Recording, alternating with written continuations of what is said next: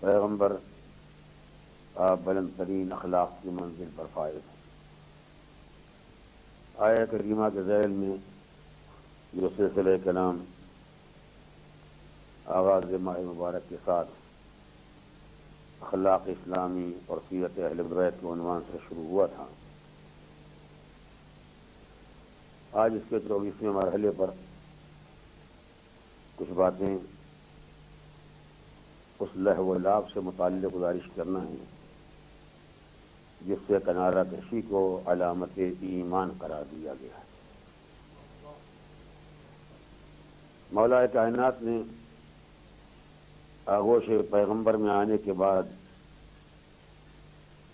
صحف سماویہ کی تلاوت کے بعد جب قرآن مجید کی تلاوت کا سلسلہ شروع کیا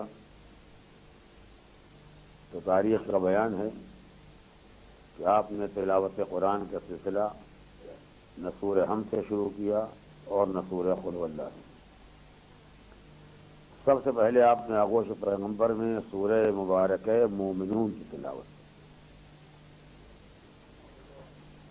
سورہ مومنون کا آغاز ہوتا ہے قد افلح المؤمنون الذین هم فی صلاتهم خاشعون۔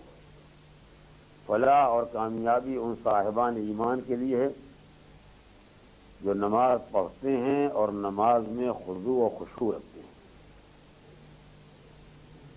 والذین هم عن اللغو معرضون، اور یہ صاحبان ایمان وہ ہیں جو لغویات سے الگ رہتے ہیں، لغویات سے کنارہ کش رہتے ہیں۔ تو انسانی زندگی میں کامیابی کے لیے دونوں باتیں ضروری ہیں، خضوع و خشوع کے ساتھ نماز بھی پڑھی جائے اور لغویات سے پرہیز بھی کیا جائے، کنارہ کشی بھی کی جائے۔ یعنی تنہا دوا کام نہیں آتی ہے، پرہیز بھی ضروری ہوتا ہے۔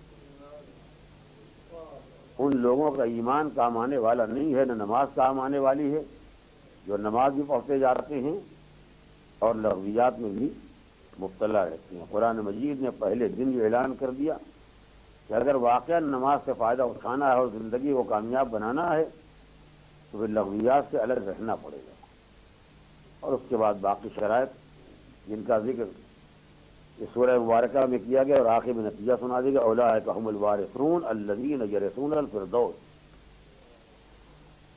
یہ لوگ جو توجہ کے ساتھ نماز ادا کرنے والے، لغویات سے پرہیز کرنے والے، زکوٰۃ دینے والے اور یہ سارے شرائط فراہم کر لینے والے، اولئک هم الوارثون، یہی وہ لوگ ہیں جو وارث ہیں۔ جس چیز کے وارث ہیں الذین یرثون الفردوس، جن کے لیے جنت میراث ہے، یہ وارث جنت بننے والے ہیں اور یہی ہمیشہ رہنے والے ہیں۔ جب مولا کائنات نے پیغمبر کے آغوش میں ان آیات کریمہ کی تلاوت کی تو پیغمبر نے علی کے حسن انتخاب کی داد کی۔ کیوں نہ ایسا ہوا کہ آغاز سورہ حمد سے کرتے، کیوں نہ ایسا ہوا کہ آغاز سورہ رحمان سے کرتے، آخر سورہ مومنون سے آغاز کیوں ہوا؟ فلاح اور کامیابی ان مومنین کے لیے ہے جو نماز پڑھنے والے، لغویات سے اعراض کرنے والے، زکوٰۃ دینے والے، اپنی عزت و آبرو کو بچانے والے، جو سارے مومنین کے صفات اور ان کی کامیابی کا اعلان ہو گیا تو پیغمبر اسلام نے اس انتخاب کی داد یہ کہہ کر دیا، علی دیکھا یفلح المومنون، یہ مومنین کی جس کامیابی کا تم نے اعلان کیا ہے، پروردگار صاحبان ایمان کو یہ کامیابی تمہارے ہی ذریعے دینے والا ہے۔ اس لیے کہ مومن کی کامیابی سوائے کل ایمان کو کس کے وسیلے سے ہوگی؟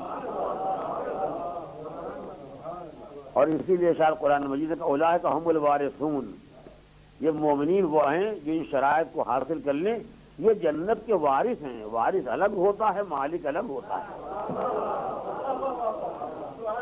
اور دونوں کا بنیادی فرق یہی ہوتا ہے۔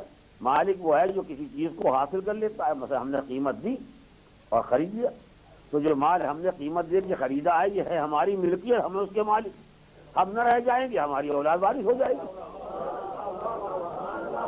تو ایک مرحلہ وہ ہوتا ہے جس کو مالک کہا جاتا ہے، ایک منزل وہ جو وارث کہا جاتا ہے، جو کل ایمان ہے اس سے روٹیاں دے کے جنت کو خریدا ہے۔